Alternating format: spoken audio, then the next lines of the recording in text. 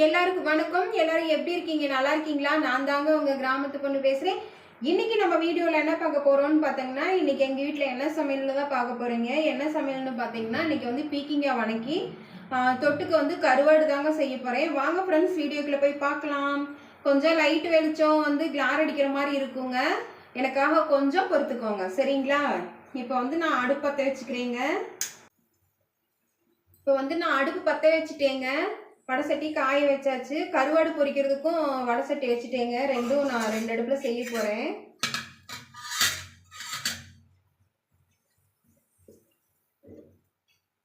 எண்ணெய் ஊற்றிக்கலாங்க. பீக்கிங்காய் வணக்கிறதுக்கு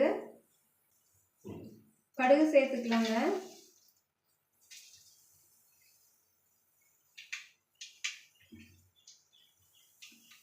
இந்த வெங்காயம் வந்து நான் கருவாடுக்கும் பீக்கிங்காய் வணக்கிறதுக்கும் அரிஞ்சு வச்சிருக்கேங்க. சின்ன வெங்காயம்.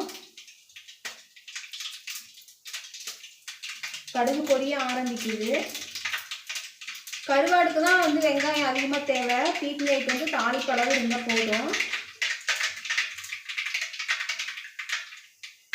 வெங்காயம் சேர்த்துக்கலாங்க.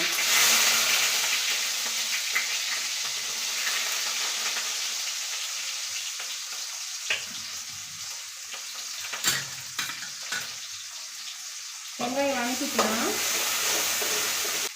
கருவாடு பொரிக்க வச்சிருக்க பாத்திரம் வந்து காஞ்சிருச்சு. அதுக்கு தேவையான அளவு நான் எண்ணெய் சேர்த்துக்கிறேங்க.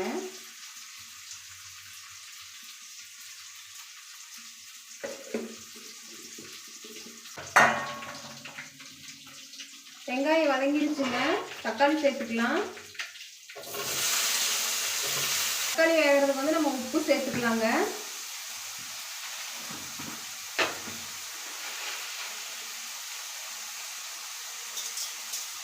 சேர்த்துக்கலாம்.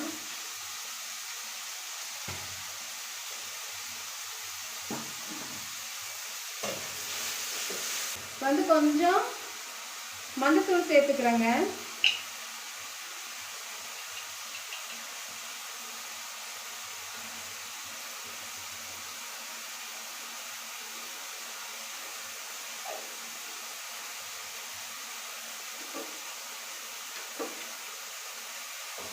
இந்த பக்கம் கருவாடுக்கு வந்து எண்ணெய் காஞ்சிருச்சு. எண்ணெய் காஞ்சதுனால ஃபஸ்ட்டு நான் வந்து என்ன செய்ய போகிறேன்னு பார்த்தீங்கன்னா, கருவாடு வந்து இது வந்து நெத்திலி கருவாடு நான் ஊற வச்சு இதில் உள்ள அழுக்கெல்லாம் எடுத்து க்ளீன் பண்ணி வச்சுருக்கேங்க.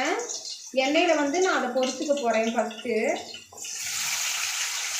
அப்போ தான் கருவாடு வந்து உங்களுக்கு கரையாமல் இருக்கும். இந்த கருவாடுக்கு வந்து நான் கொஞ்சம் உப்பு போட்டுக்கிறேங்க. நான் எல்லாத்துக்குமே வந்து தூளுக்கு வந்து யூஸ் பண்ண மாட்டேங்க. எதுக்காக முக்கியமான தேவை இருந்தால் மட்டும்தான் தூளுக்கு யூஸ் பண்ணுவேன். அப்புறம் மற்றபடி பார்த்தீங்கன்னா எல்லாத்துக்குமே கல்லுப்பு தான்.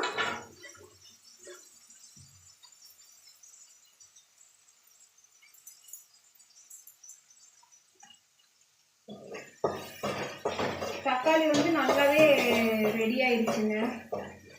இந்த பக்கம் வந்து கருவாடு பொரிஞ்சிட்டு இருக்கு.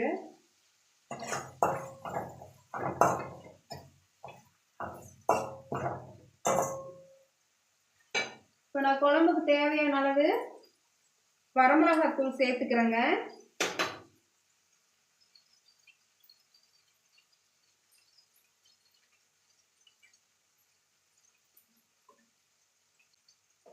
ஒன்றா கலந்து விட்டுறலாம்.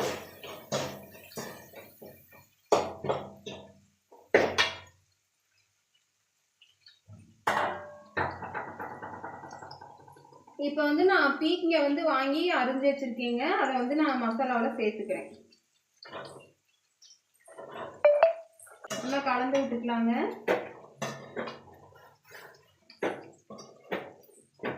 தண்ணி விட ஆரம்பிக்கும். நம்ம சொரக்காய் குழம்போ பீக்கிங்காய் குழம்போ எது வச்சாலும் வந்து அதுக்கு தண்ணி தேவைப்பட்டால் மட்டும்தாங்க ஊற்றணும். இந்த இப்போ இந்த பக்கம் வந்து நம்ம கருவாடு பார்க்கலாம். இந்த கருவாடு அடுப்பு வந்து நான் சிம்மில் தாங்க வச்சுருக்கேன். ஏன்னு பார்த்தீங்கன்னா நான் 2 அடுப்புலையும் இப்போ சமைச்சிட்ருக்கேன். அதனால 2ஐயும் பார்க்க முடியாது இல்லைங்களா? அதனால இப்போ பீக்கிங்காய் வேலை முடிஞ்சிச்சு. இப்போ வந்து நான் வெங்காயம் வந்து போடணும்.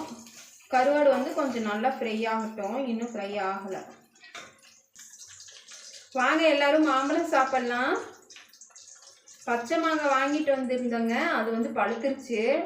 அறுத்து சாப்பிடலான்னு அறுத்துருக்குறோம்.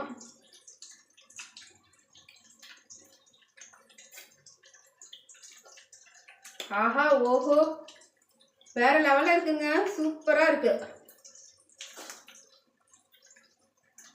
நல்லா இருக்கு, அருமையான ஒரு டேஸ்ட்டாக இருக்குங்க. பார்த்தீங்கன்னா கருவாடு வந்து நல்லா வாசனை வந்து வர ஆரம்பிச்சிருச்சுங்க. இப்போ வந்து நான் என்ன செய்ய போகிறேன்னு பார்த்தீங்கன்னா பாருங்கள், சின்ன வெங்காயம் வந்து நான் நிறைய அரிஞ்சு வச்சுருக்கேன். இந்த கருவாடோட நான் சின்ன வெங்காயம் சேர்த்துக்கிறேங்க.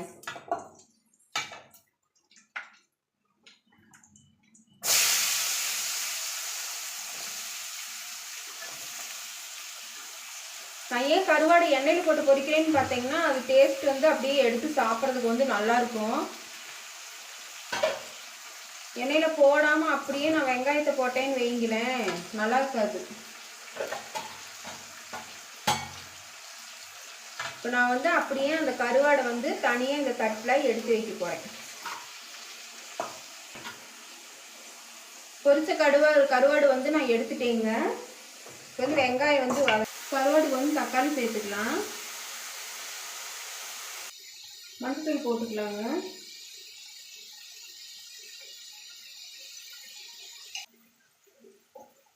காரத்துக்கு வந்து மிளகாத்தூள் சேர்த்துக்கலாம்.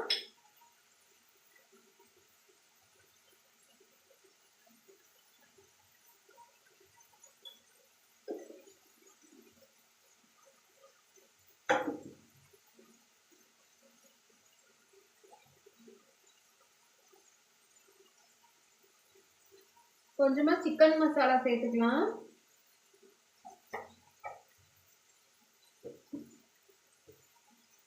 கொஞ்சம் மட்டன் மசாலா சேர்த்துக்கலாம். இதெல்லாம் உங்களுக்கு பிடிச்சிருந்தா மட்டும்தான், இல்லைன்னா நீங்க வரமிளகாத்தூள் மட்டும் போட்டாவே போதுமானது. போட்டா டேஸ்ட் வந்து நல்லா இருக்கும், அதனால நான் சேர்த்துக்கிறேன். இப்போ வந்து நான் மிக்ஸ் பண்ணி வச்சுக்கிறேன். இப்போ வந்து பொரிச்ச கருவாடு வந்து நான் சேர்த்துக்கிறேன்.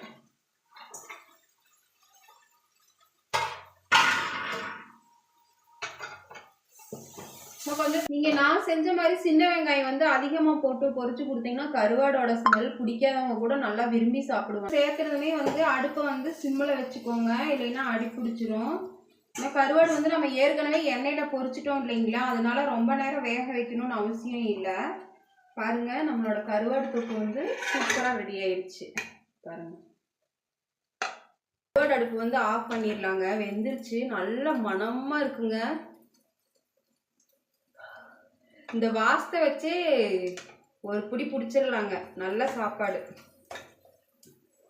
இப்போ வந்து கருவாடு அடுப்பு வந்து நான் ஆஃப் பண்ணிடுறேன். சூப்பராக ரெடி ஆயிடுச்சு. இப்போ வந்து சாப்பிட்டு பார்க்கலாங்க, நீங்களும் வாங்க சாப்பிடலாம். பழைய சாப்பாடுக்கெல்லாம் இந்த கருவாடு தொக்கு வந்து நான் வச்சிருக்கிற கருவாடு தொக்கு வந்து செம்ம டேஸ்டா இருக்குங்க.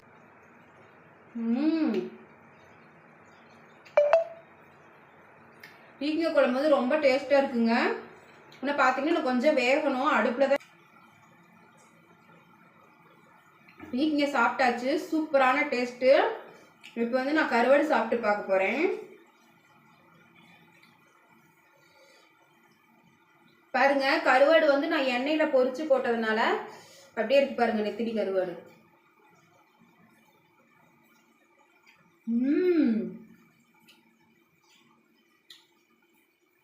சுவையோ சுவைங்க. பழைய சாப்பாடு கரைச்ச ஒரு குண்டா நிறைய வச்சு செம்மங்க, செம்ம டேஸ்ட். ஏங்க இதுக்கு இவ்வளவு ஒரு ருசி இருக்கோ தெரியலங்க. அது சின்ன வெங்காயம் சேர்த்துல வேற லெவலு.